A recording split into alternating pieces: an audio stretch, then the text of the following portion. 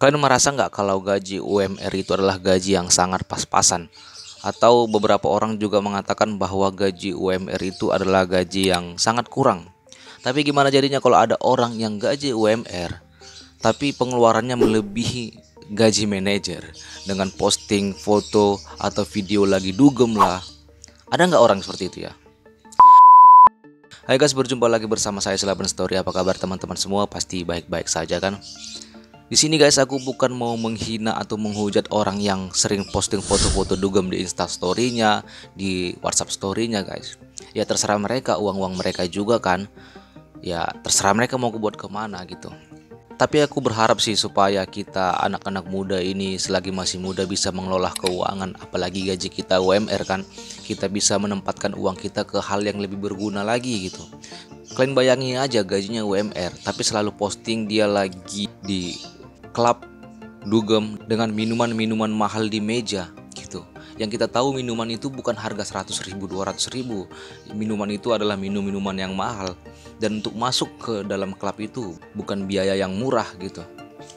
Nggak dugem aja kadang kita merasa gaji itu sangat pas-pasan dan kurang gitu. Apalagi ada orang yang gaji UMR tapi hobinya dugem. Apalagi di Jakarta ya. Ya pasti kurang lah dengan gaji UMR dan kita dugem gitu. Makanya banyak orang yang pertengahan bulan tapi gajinya sudah habis. Dan solusinya apa? Ya mereka berpikir kalau ada pinjol, ada paylater, dan itu gampang lah. Yang penting mereka kelihatan kaya dulu di depan orang-orang gitu. Gak apa-apalah, nanti kan masih ada solusi-solusi lainnya. Mereka berpikir seperti itu kan. Dan kita lihat realita UMR di kota Jakarta. Kita bicara di kota Jakarta dulu guys. UMR di kota Jakarta itu rata-rata 5 jutaan gitu. Bahkan kenyataannya masih banyak juga orang yang digaji di bawah 5 juta. Dan tidak semua orang beruntung mendapatkan gaji yang gajinya itu mengikuti UMR di kota itu. Dan mari kita menghitung pengeluaran-pengeluaran basic per bulannya, apalagi buat yang perantau. Yang paling terutama itu adalah kontrakan atau kos di kota Jakarta. Di kota Jakarta kos itu sekitar 1 juta dan itu sangat minim fasilitasnya. Bahkan ada juga yang 1 juta tapi kamar mandinya di luar gitu. 1 juta per bulan. Makannya per bulan itu berapa? 15.000, 3 kali sehari makan, 15 kali 3 45.000 sebulan, 45.000 kali 30, 1.350.000. Belum lagi token listrik, kuota internet, bahkan peralatan-peralatan lainnya, transportasi ke kantor. Belum lagi orang yang generasi sandwich yang biayai sekolah adiknya atau membiayai kebutuhan orang tuanya di kampung gitu. Dan itu sangat tidak cukup gitu. Mentok-mentoknya kita sudah irit-iritnya dia mengeluarkan pengeluaran 4 jutaan lah gitu. Bahkan ada 1 juta lagi lebih untuk ditabung atau dana daruratnya gitu. Ini kalau kita bicara gaji yang 5 juta ya. Gimana jadinya kalau orang itu gajinya 3 juta atau 4 juta setengah per bulannya. Dan itu sangat ngepres sekali biayanya. Dan ini belum kita hitung buat laki-laki yang rokok atau perempuan yang skincare-nya ada, parfumnya, dan biaya-biaya kecil lainnya lah. Kecil tapi rutin tiap harinya dan itu akan menjadi besar kalau dikumpulkan selama 1 bulan. Nah itu tadi perhitungan yang irit dan sangat-sangat irit ya guys. Kita hitung makan 15.000 sekali makan. Tapi banyak juga orang yang bodoh mengatur keuangan dengan makan 15.000 per sekali makan itu tidak cukup bagi dia. Dia makan pesan online, bahkan sekali makan dia bisa sampai 30.000 sekali makan. Itu menurut aku sudah pemborosan. Ya makan tidak harus selalu mahal tapi yang penting sehat aja gitu menurut aku ya.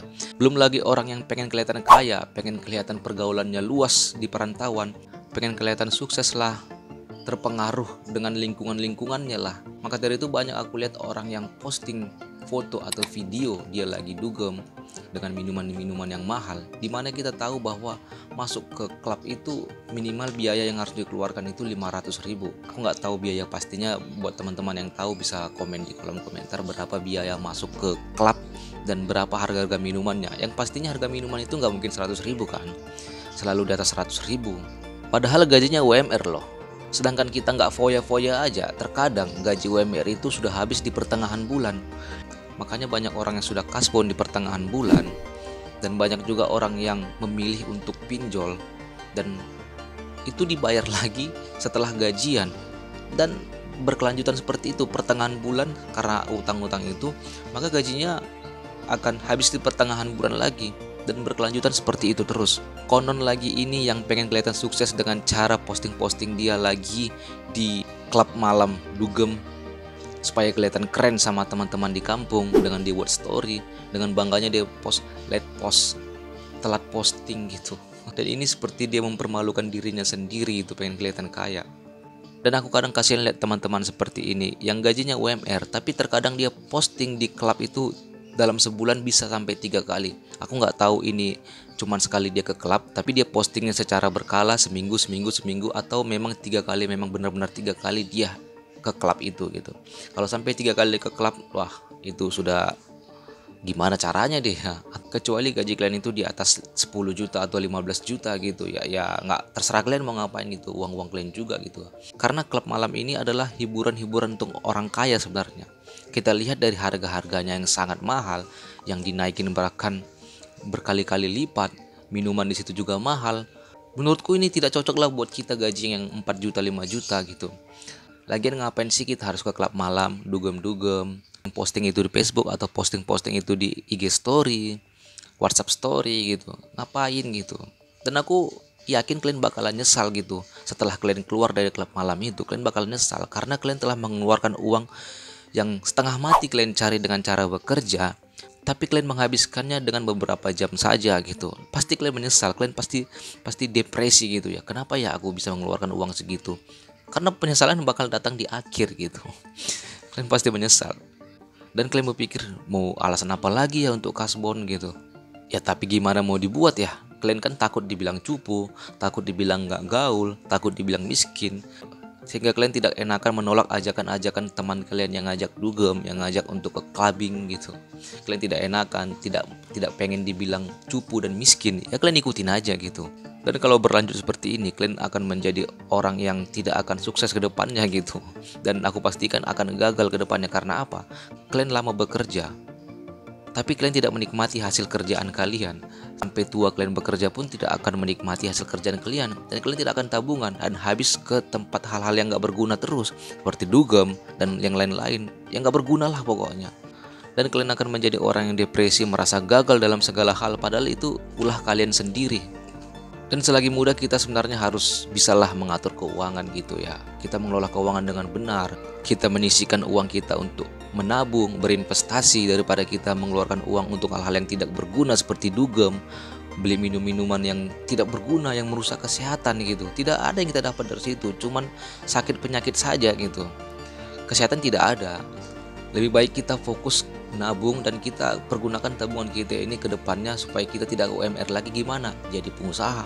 Kita kumpulkan uang dan kita menjadi orang yang bisa menciptakan peluang-peluang yang membuat kita keluar dari gaji UMR itu, dan sehingga masa tua kita bisa terjamin.